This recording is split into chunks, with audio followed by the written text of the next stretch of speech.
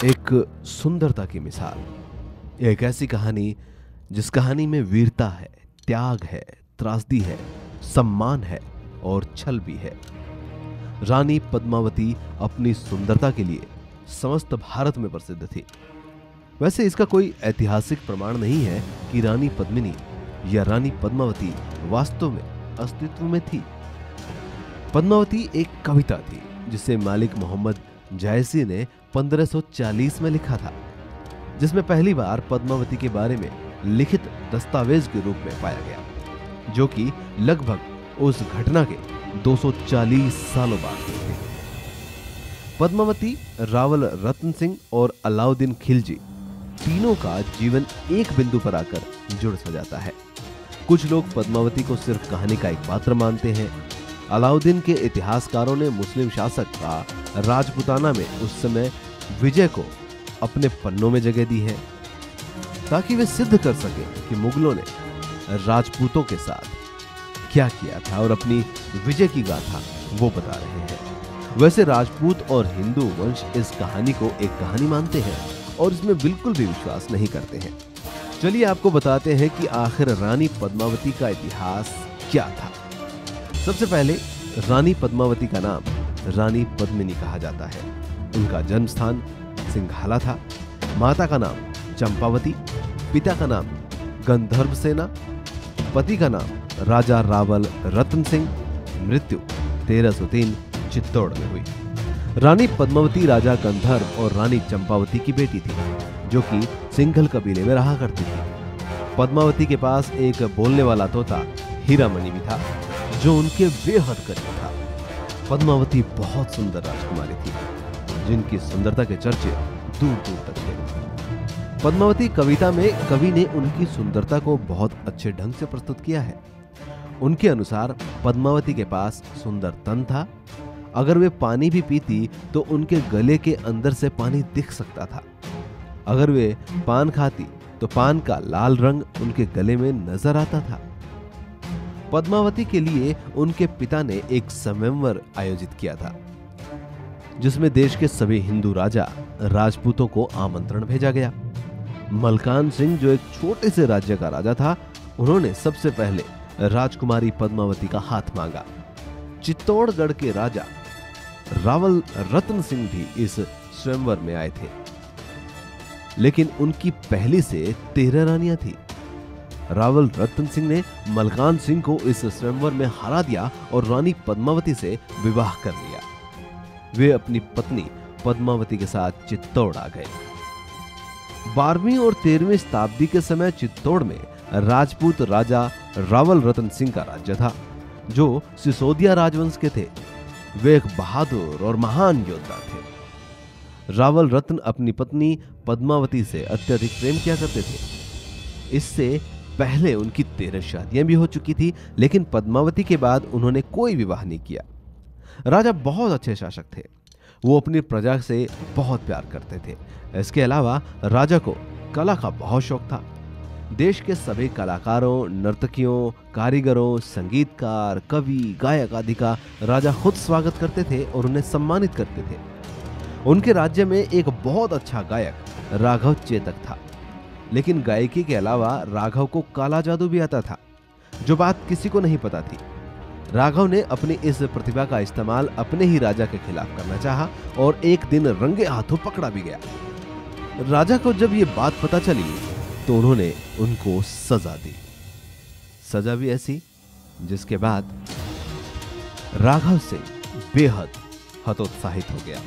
दरअसल राजा रावल सिंह ने उसका मुंह काला करके उसे गधे पर बैठाकर राज्य से बहिष्कृत कर दिया। इस कड़ी और घिनौनी सजा से राजा रतन सिंह के दुश्मन और बढ़ गए। राघव चेतन ने राजा के खिलाफ बगावत कर दी। अब इस कहानी में अलाउद्दीन खिलजी आता है। राघव चेतक अपने इस अपमान के बाद दिल्ली की ओर बढ़ा, ताकि वो दिल्ली के सुल्तान के साथ हाथ मिला सके और चित्तौड़ पर हमला करा सके। राघव चेतक अलाउद्दीन खिलजी के बारे में अच्छे से जानता था। उसे पता था कि सुल्तान दिल्ली के पास जंगल में रोज शिकार करने आता है। राघव अलाउद्दीन खिलजी से मिलने की चाह में रोज जंगल में बैठ बांसुरी बजाता रहा। एक दिन राघव की किस्मत ने पलटी खाई। उसने अलाउद्दीन खिलजी के जंगल में आते ही सुरीली आवाज में बांसुरी बजाना शुरू कर दिया।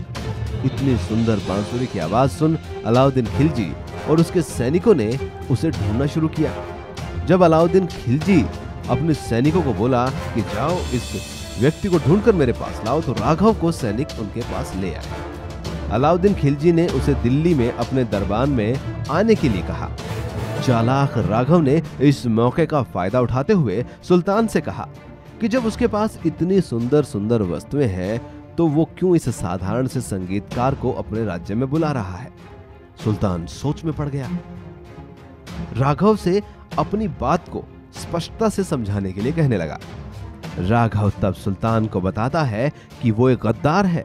साथ ही वो वहां की रानी पद्मावती की सुंदरता का बखान कुछ इस तरीके से करता रहा कि अलाउद्दीन खिलजी उसकी बात सुनकर भी उत्तेजना से भर जाए और चित्तौड़ पर हमले का विचार कर ले।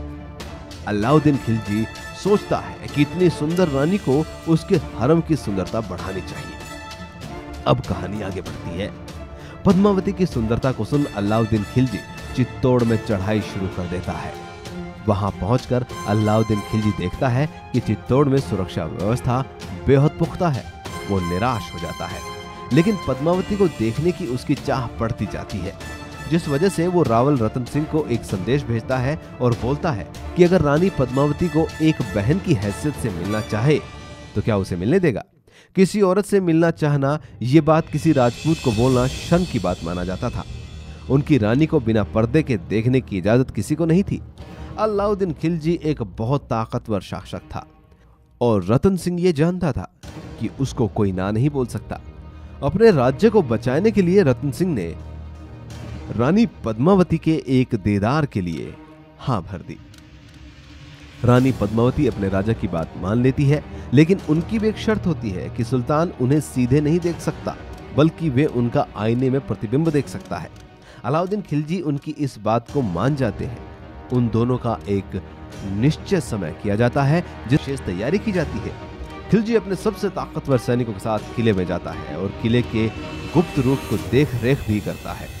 अलाउद्दीन खिलजी पद्मावती को आईने में देखकर मदहोश हो जाता है और निश्चय कर लेता है कि वो उनको पाकर रहेगा। अपने शिविर में लौटते समय रतन सिंह उनके साथ आते हैं। खिलजी इस मौके का फायदा उठाकर रतन सिंह को अगवा कर लेता है। वो पद्मावती और उनके राज्य में राजा के बदले रानी पद्मावती को मांग लेता है। संगारा चौहान, राजपूत जनरल गौरा और बादल ने अपने राजा को बचाने के लिए सुल्तान से युद्ध करने का फैसला करते हैं। पद्मावती के साथ मिलकर दोनों सेनापति एक योजना बनाते हैं। इस योजना के तहत वो सुल्तान को संदेश भिजवाते हैं कि रानी पद्मावती उनके पास आने को तैयार है। अगले दिन सुबह 150 पालकी खिलजी के शिविर की ओर पलायन करती है, जहां राजा रतन सिंह को रखा गया है।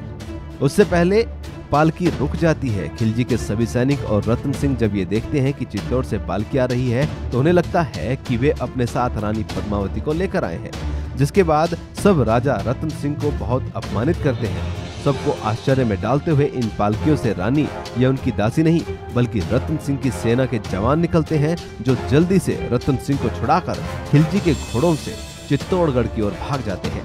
गौरा युद्ध में पराक्रम के साथ लड़ता है, लेकिन शहीद हो जाता है, जबकि बादल राजा को सही सलामत किले में वापस लाने में सफल होता है। अपनी हार के बाद खिलजी क्रोध में आ जाता है और अपनी सेना से चित्तौड़ पर चढ़ाई करने का फैसला करता है। अलाउद्दीन खिलजी की सेना रतन सिंह के किले को तोड़ने की बहुत कोशिश करती है, लेकिन वो सफल नहीं हो पाती, जिसके बाद अलाउद्दीन अपनी सेना को किले को घेर कर रखने की बोलता है।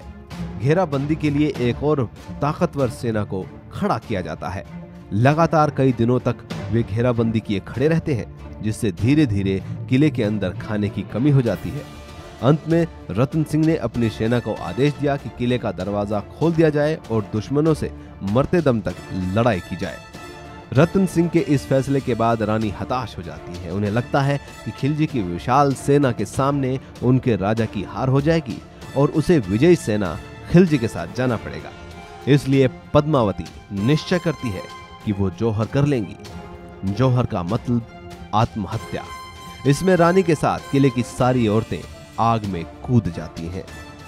26 अगस्त सन 1303 में पद्मावती भी जौहर के लिए तैयार हो जाती हैं और आग में कूदकर अपनी पवित्रता का होने का प्रमाण देती हैं। किले की महिलाओं के मरने के बाद वहां के पुरुषों के पास लड़ने की कोई वजह नहीं होती है। उनके पास दो रास्ते होते हैं, या वे दुश्मनों के सामने हार मान ले या मरते दम तक लड़ते रहें। अलाउद्दीन खिलजी की जीत होती है। वो चित्तौड़ के किले में प्रवेश करता है, लेकिन उसे वहां सिर्फ मृत शरीर, राख और हड्डियां मिलती हैं। अब अलाउद्दीन खिलजी पद्मावती के बीच की इस कहानी पर फिल्म बन रही है, रानी पद्मावती।